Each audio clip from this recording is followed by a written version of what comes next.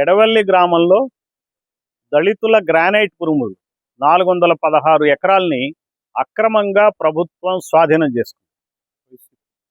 YCP ప్రభుత్వం హయాంలో GO 270 ఇచ్చారు. దాని ద్వారా స్వాధీనం చేసుకుని మైన్స్ కార్పొరేషన్కి ఇచ్చారు. ఈ మైన్స్ కార్పొరేషన్ ప్రైవేట్ వ్యక్తులకి ఈ ల్యాండ్ లీజ్ ఇస్తుంది. లీజ్ ఇస్తే ప్రైవేట్ వ్యక్తులు దాదాపుగా ఒక్కొక్క ఎకరం నుంచి 200 కోట్ల విలువైన గ్రానైట్ వాళ్ళు అక్రమంగా మైనింగ్ చేస్తారు. ప్రభుత్వ ఆధ్వర్యంలో మైనింగ్ చేస్తారు. వాళ్ళు పెద్ద పెద్ద కోటీశ్వరులు అవుతారు. అదే మైనింగ్ హక్కులు దళితులకే ఇవ్వచ్చు కదా. దళితులు 50 సంవత్సరాల నుంచి ఈ భూమిని వాళ్ళ స్వాధీనంలో ఉంటే మోసపుచ్చి తాయిలాలు ఇచ్చి రికార్డింగ్ చేసి అక్రమంగా భూములు గుంజుకున్నారు. ఇది ఎట్లాంటిదంటే ఒక మైనర్ బాలికని ఇష్టం ఉన్నా సరే ఎవరైనా సరే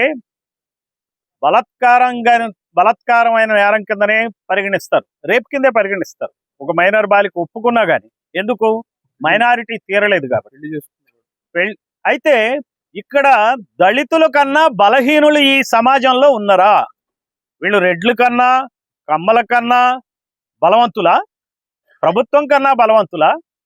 50 సంవత్సరాలుగా భూమిని దున్నుకుని మరి 120 కుటుంబాలు బతుకుతుంటే హఠాత్తుగా మాయమాటలు చెప్పి రికార్డింగ్లు చేసి అక్రమంగా డబ్బులు ఇచ్చి ఏదో పిల్లలకి తాయిలాలు ఇచ్చి మభ్యపెట్టి చట్టం తెలియదని భవిష్యత్తు ఏంటో తెలియని ఈ పేదలకి కొంతమందిని లోబరుచుకుని అక్రమంగా అన్యాయంగా చేసినటువంటి వైసీపీ నిర్ణయాన్ని చంద్రబాబు ప్రభుత్వం వెనక్కి తీసుకోవాలి.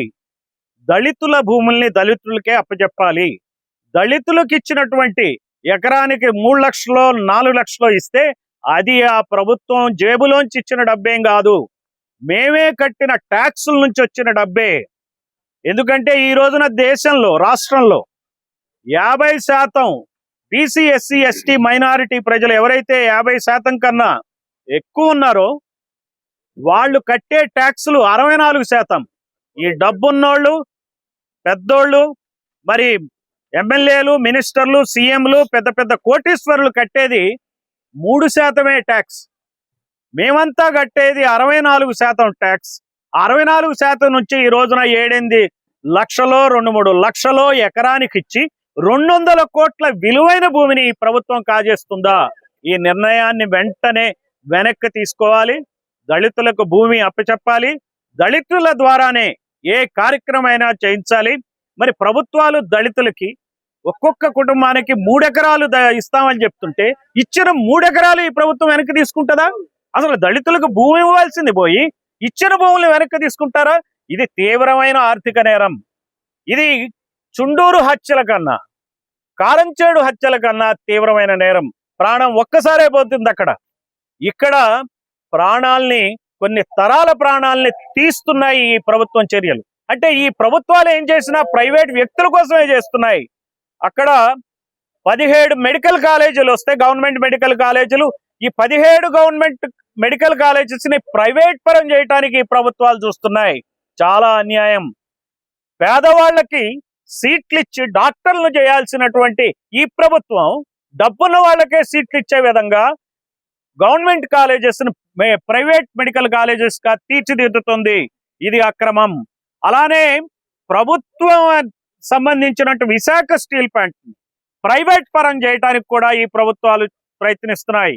ఇవన్నీ ప్రజల కోసం కాదు వీళ్ళు చేసేది, ప్రైవేట్ వ్యక్తుల కోసమే చేస్తున్నారు. ఇక్కడ ఉన్న రవీంద్రనాథ్ కోసం పనిచేస్తున్నారు. ఇక్కడ ఉన్న సజ్జల రామకృష్ణారెడ్డి కోసం ఈ ప్రభుత్వాలు పనిచేస్తున్నాయి. ఇక్కడ ఉన్న పత్తిపాటి పుల్లారావు కోసం పనిచేస్తున్నాయి ఈ ప్రభుత్వాలు. ఇక్కడున్న లావు కృష్ణదేవరాయల గురించి పనిచేస్తున్నాయి. ఈ ఇద్దరు కమ్మ ఎమ్మెల్యే ఎంపీలు వెంటనే మీరు ప్రతిస్పందించాలా?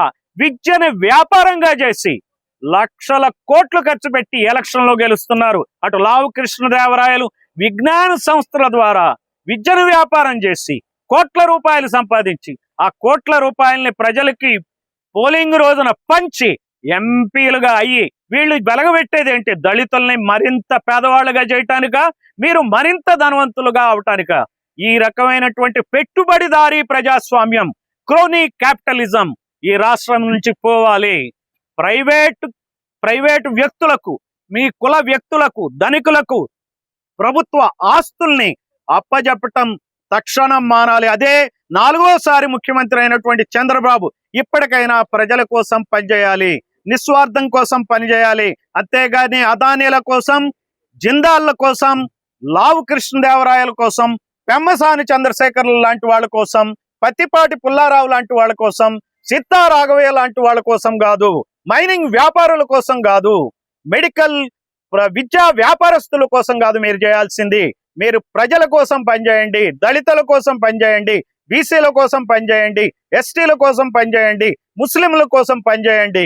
ఈ రోజున ఈ కాన్సెప్ట్ తోనే ఎడవల్లి గ్రామం నుంచే రాష్ట్ర వ్యాప్తంగా నిరసనలు తెలియజేస్తాం. ఎడవల్లి గ్రామ దళితుల సమస్యే ఈ రోజున ఆంధ్రప్రదేశ్ ప్రజల సమస్య అని చెప్పి బహుజన్ సమాజ్ పార్టీ ఈ రోజున తెలియజేస్తుంది.